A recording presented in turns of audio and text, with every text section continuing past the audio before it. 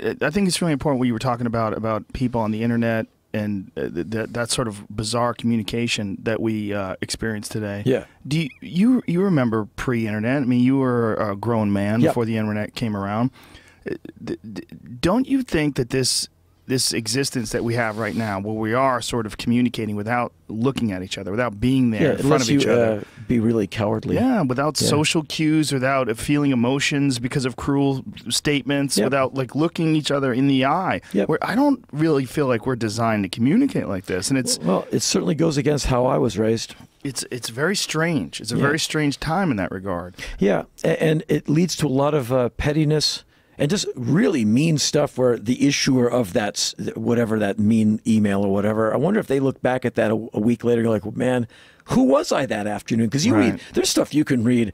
It kind of, you know, it peels the paint off your car. I mean, I go on these chat room websites and I just read. I don't ever post things. I just read. And when we had our last president, there was things said about him and his family. You're like, did you just write that? Yeah. Where it's depressing. Like, I read like 3 hours of it one night in like 2000 and something. I'm like, a baboon? Oh man! Yeah. I mean, it really, like, that just happened. Like, someone actually thinks that. I don't know. Well, what's interesting is when they get found out and someone exposes whoever wrote that, and then they focus on them publicly, and you see the scrutiny of, like, you know, thousands, if not millions, of people come down on those folks and how they fucking panic. Yeah, but then those people turn into that. Right. They turn into that same monster. Right. They have the green light to go after them. Yeah, and all of a sudden, you know, it's like a Twilight Zone episode. Like, now you got the stick. Right. And like, you know, why are you hitting that guy? Because he's hitting a guy with a stick. Right. Look at you guys. And so I come, and I'm sure you can identify with this. I come from the world of, if you say something, that guy comes around the corner and goes like, what'd you say? Wham. Right. And he just broke your face.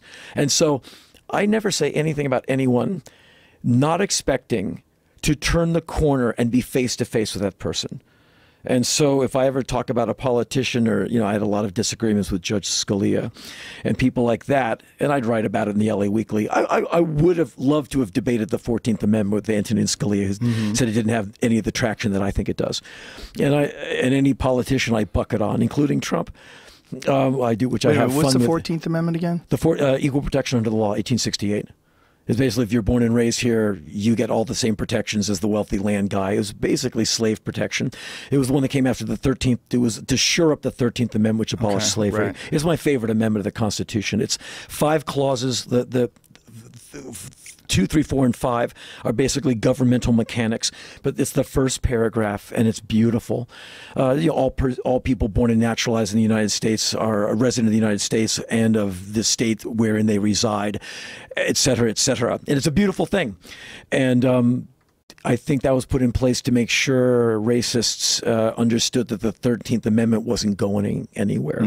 And that's what gives, like, you know, people like, well, you're an anchor baby. That's just the 14th Amendment. And Scalia didn't, in his dissent on Obergefell v. Hodges, he came down very hard on the 14th Amendment, which is my personal favorite. So, but my rationale is, if I talk about somebody, I expect to see that guy within 5 minutes and have to answer for what I said.